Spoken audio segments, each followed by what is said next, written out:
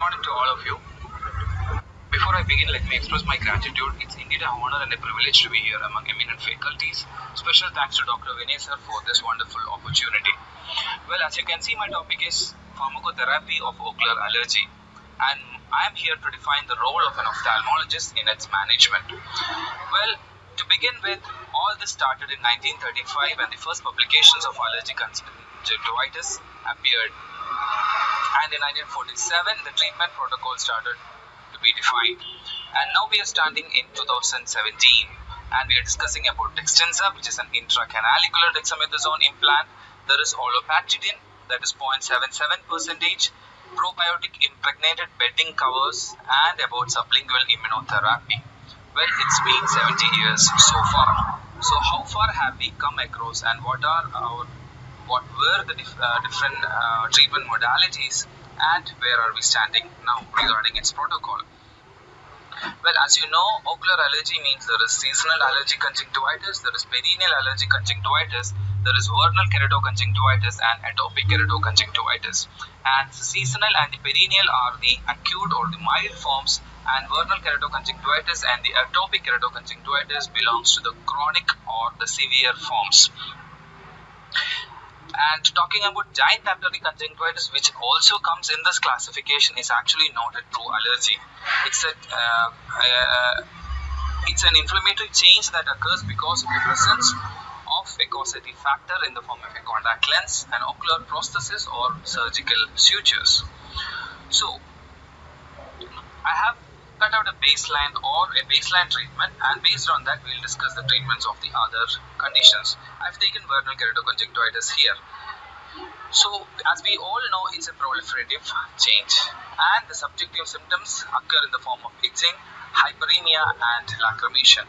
And clinically, as in all cases of conjunctivitis, there is conjunctival hyperemia, there is swelling, there is follicular changes, and there is papillary hypertrophies. But specifically in vernal keratoconjunctivitis, around the limbus we get to see gelatinous hyperplasias and Horner-Trandas dots, which are proliferative epithelial cells along with eosinophilic deposits. And that's not all. On the cornea, we get to see superficial punctate keratitis. There are persistent corneal epithelial defects that can occur, and there is shield ulcer. So, before I start my treatment on allergic conjunctivitis, I always tell my parents or tell the parents of my patients that this is going to be a movie. And here we have defined roles to play. And it's not just a doctor-patient thing. The parents and the environment in which the patient lives also matters. So we have children as our heroes, parents as a strong character in this movie, and there are allergens as our villains. So where does the ophthalmologist come? We have the role of Katappa, wherein when the parents looks up at us, occasionally they may seem that we are taking great care of the child, but occasionally they do feel that we are not doing things the right way. But we can always reassure them and tell them that whenever they call for us, we will definitely be there at their service. That's an assurance we can definitely give them. So, there are certain home rules that I ask my parents to follow. Well, it starts with the bike ride should always be avoided in my patient. In case it's a dire necessity or even otherwise, they should always be on protective goggles. Rubbing should be restricted or prevented, and instead we can ask them to help the patient do cold fomination with cold water. There has also attention to be paid for the mattresses that the patient is using. We should always make sure it's dried well. And regarding external dust that is present in and around the house, that has to be watered and kept wet always, so that there is no flying particles in and around the atmosphere. And there are certain children who have the habit of putting their head outside during an auto ride. That has to be prevented. and also during a bus ride that they take, ensure that they have taken the aisle seat rather than the window seat. Well, the doctor's prescription or the ophthalmologist's prescription in vernal conjunctivitis will contain tear substitutes to be given every 2 hourly, antihistaminics or mast cell stabilizers 2 times a day, and topical surface acting corticosteroids that will go in 3 times tapered over 5 days time, and tacrolimus 0.03% at bedtime.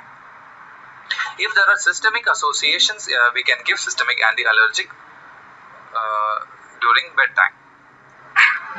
Well, to start with tear substitutes, I usually don't give gel forms. My idea is to give CMC 1% 2 hourly, and the main idea here is to wash away, to give the maximum dose of the drug, that is 2 hourly, and ensure that all the chemotoxins are washed away well in advance, right during the onset of the symptom, and also to wash away the allergens. I really see no significance in giving tear substitutes that contain erythritol, L-carnitine, glycerol, and also the ones that contain polyethylene glycol and propylene glycol. The next in category are the antihistaminics and the mast cell stabilizers. Well, few interesting facts I came across during my research on this topic was that olopatadine and epinastine, when we compare, actually olopatadine has come in 1996 and epinastine was approved only in 2003. But if I don't know if I was wrong, but I happened to be prescribing epinastine first, and it was during my post-graduation or soon after my post-graduation that olopatadine started coming in the prescriptions. Well, the antihistamine parts, there are antihistaminic action, there is a mast cell stabilizer action. Antihistaminic means that it prevents the combining of the histamine over the receptors, and mast cell stabilization means it prevents the degranulation of the mast cells and prevent the release of chemotactic factors like leukotrienes, cytokines, chemokines, prostaglandins, which has a major role in the perineal and the seasonal allergic conjunctivitis. Purely antihistaminic drugs are the chlorpheniramine maleate, which usually comes along with nafazoline, that is a sympathomimetic drug. Mast cell stabilizers, the pure ones are sodium chromoglycolate 2%. There are also discussions currently about catachrome, which is a preservative-free sodium chromoglycolate that's available in the West. And there are certain drugs that has a dual action, that is both antihistaminic and a mast cell stabilizing action, that is our olopatadine in 0.05, 0.1 and 0.2%, and currently we have 0.77% coming up, and epinastine, that is 0.05%. So these dual acting drugs are rapid acting and has a long duration of action. A new kid on the block is alcaftadine. There are literatures being published recently now. Few highlights about it is an inverse agonist on H1, H2 and H4. It has an anti-inflammatory action and mast cell stabilizing action. BAK concentration is 0.005%, which is relatively higher compared to the one that comes with olopatadine, which is 0.003%. Well, few things about alcaftadine side is that the onset of action is supposed to be faster than that of olopatadine, and the duration is supposed to be 24 hours. Well, another kid on the block is pipotastin becylate, that is 1.5%. There are certain literatures that is talking against it about its cross reactions, and another problem is the twice daily application.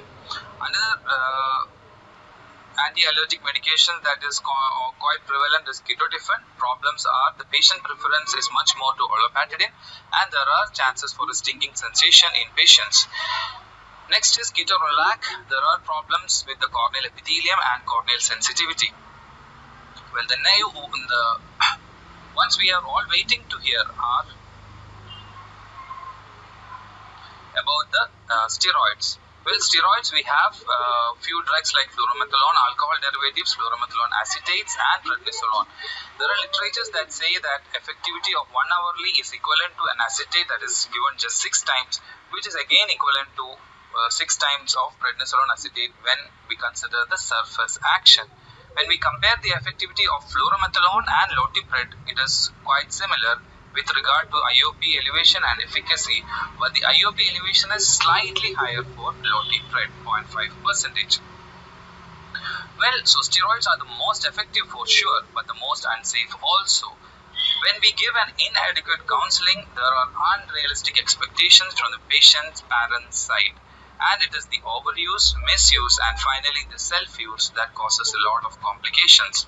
So, if we over-medicate, the problem is vision loss due to cataract and glaucoma. But if we under-medicate, the vision loss is because the inflammation may persist and there is chances visual loss to occur because of corneal scarring and stem cell damage.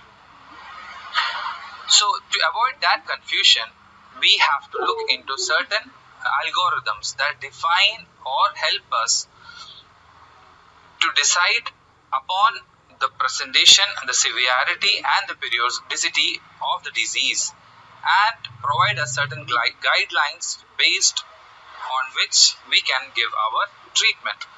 There was earlier a Sachet et al. Classification or categorization, but the problem is it didn't define the role of newer immunomodulators and about when and where can it be given. There is a recent one being published in 2016 by our Dr. Nikhil, and this is his classification. I have tried to simplify it, starting with the mild categorization. When we have the symptom of itching and if we happen to find papillae, this is definitely the milder form. But when we get the Horner-Tratas dots on the corneal findings and limbal involvement less than 6 clock hours, we define it as moderate. We call it intermittent when the patient is symptom-free for at least 2 to 3 months within each attack.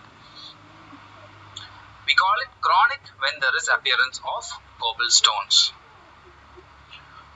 The next is, we will avoid the severe definition now, and we call it blinding when there is a shield ulcer or there is a limbal stem cell deficiency that causes vascularizations all over. So how do we treat it? Well, let's forget the treatment of severe and blinding. Now we will only concentrate on the mild, the moderate intermittent and the moderate chronic ones. To start with the mild ones, as you all know, we have to give tear substitutes and give an antihistaminic or a dual acting antihistaminic muscle stabilizing drug. While treating intermittent moderate category, as I defined it, it should be symptom free for at least 2 to 3 months between each attacks. That is when we call it intermittent.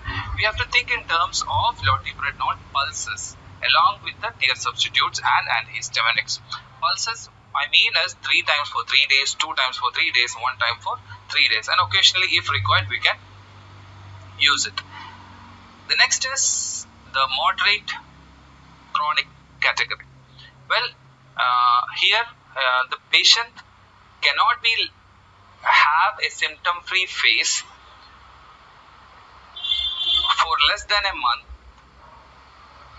and the patient will have continuous ongoing inflammation which possibly recurs on attempting to stop or taper the drug.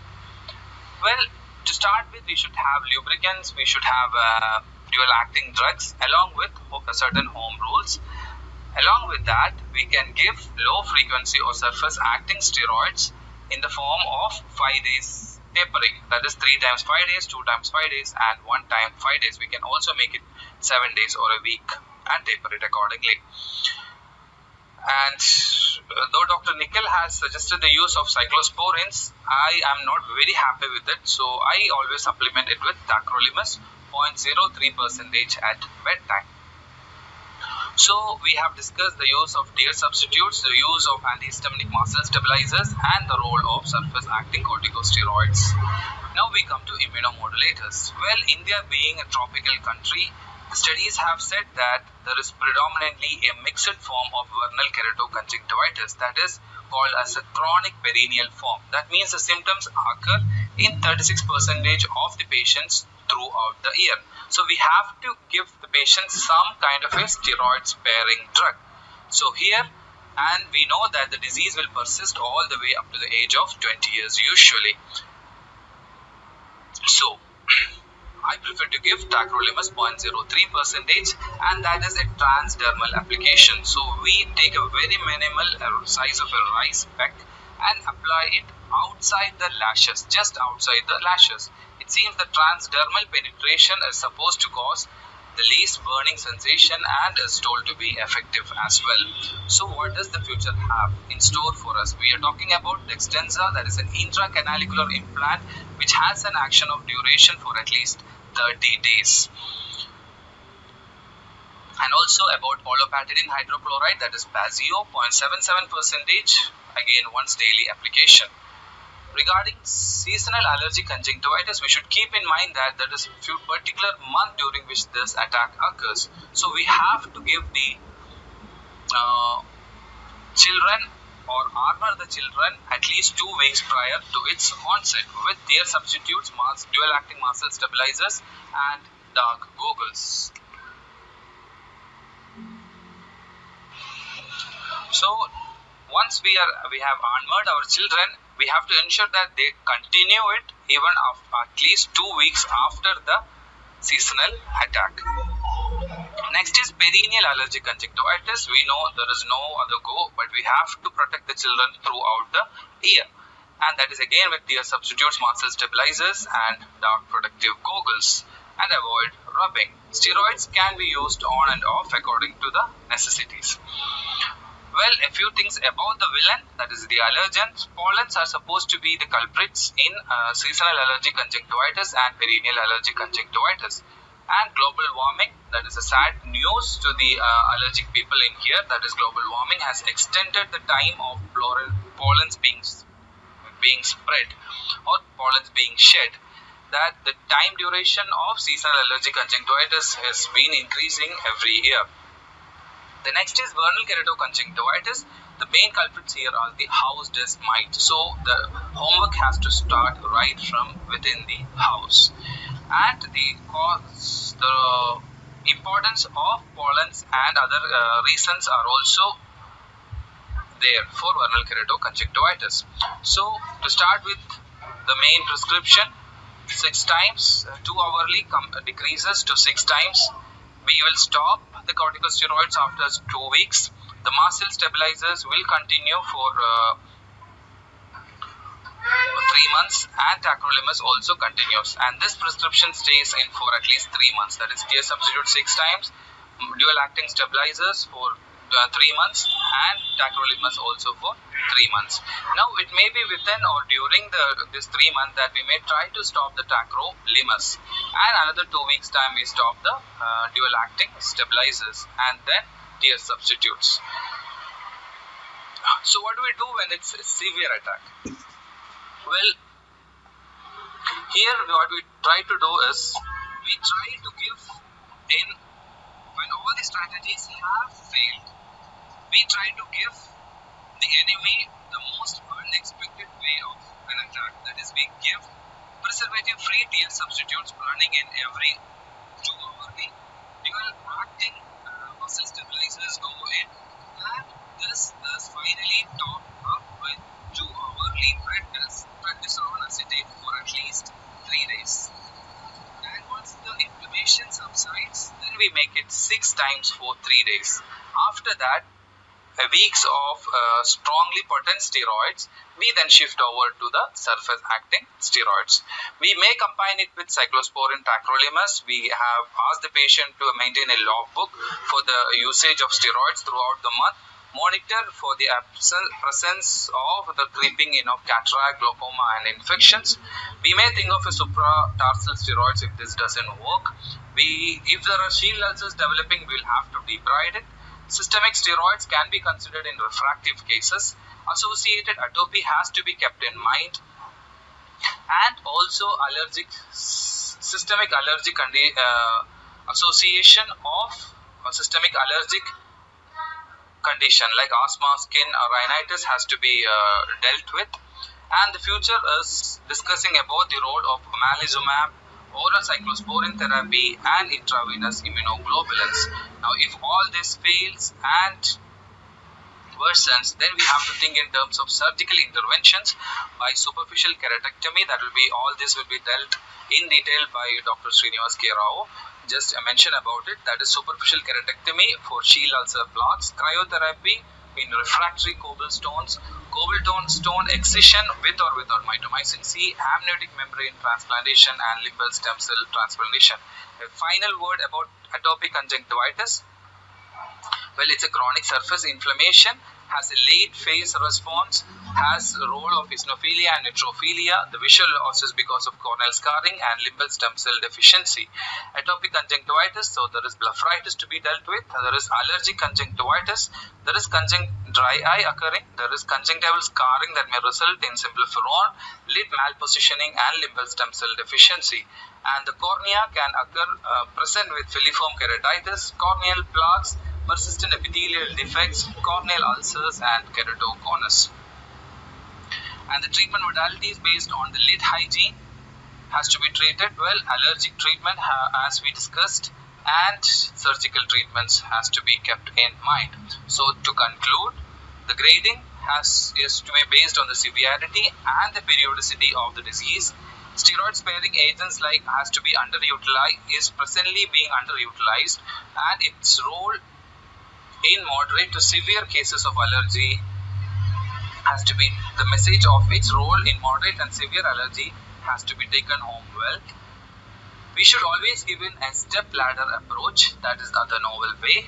And for severe and refractory cases, we are still not satisfied with the modalities of treatment that we have, and this should be the current topic of research today. And for the final picture, I am still not very sure why he did it. And with that, I thank my mentors, Dr. Srinivas K. Rao and Dr. Swadik, for being a wonderful clinician, wonderful surgeon, and a wonderful teacher to me. Thank you, sirs. And thank you one and all for your patient listening.